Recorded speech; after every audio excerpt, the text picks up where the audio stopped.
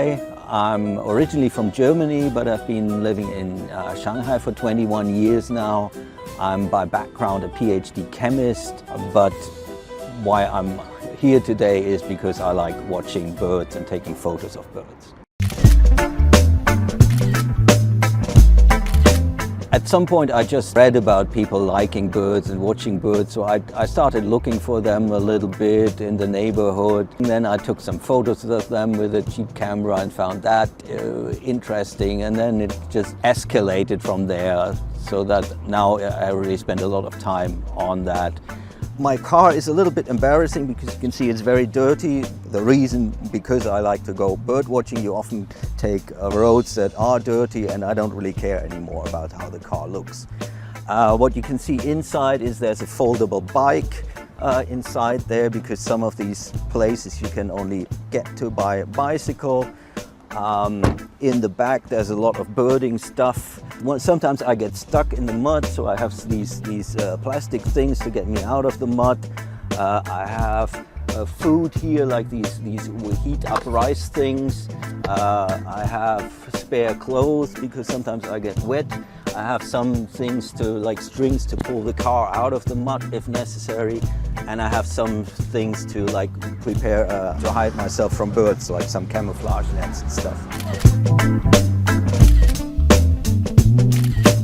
I would say there are 3 places I really like in Shanghai. In winter I like to go to Chongmingdongtan. That is where you can find cranes and raptors. And another place for winter is Tianmashan. That's where some birds, forest birds, winter that are hard to see elsewhere. In summer, particularly during migration, Nanhui is a great place.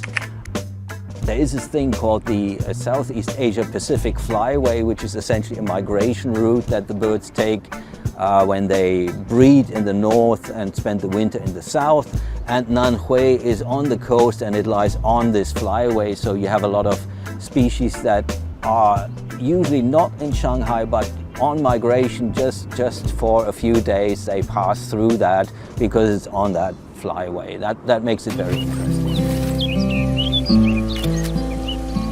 I love owls, so there's something called the Oriental Scops owl, Hong Jiao Xiao, I think in Chinese. That's a very cute little bird. I love cats, and I have 13 cats at home, all ex-homeless cats. And of course, if you look at owls are sort of the equivalent to cats, and even in the Chinese name Mao Zedong, which is kind of my favorite Chinese word, because I think it's such a cute name to give owls.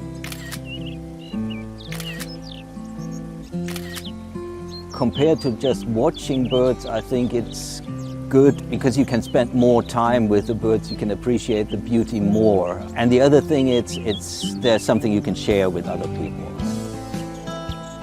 I have 2 different websites. One is one where I just post my photos, just if you want to look at beautiful bird photos, that's one thing. And the other is a lot more work and maybe more challenging. It's a cooperative blog website where different authors write about birds and their experiences with birds. I write some for these, but I have like 20 different writers. We have about 2 new posts every day.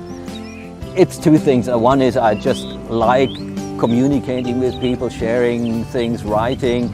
And the other is I think the more people know about birds, care for birds, the better it will be for the birds.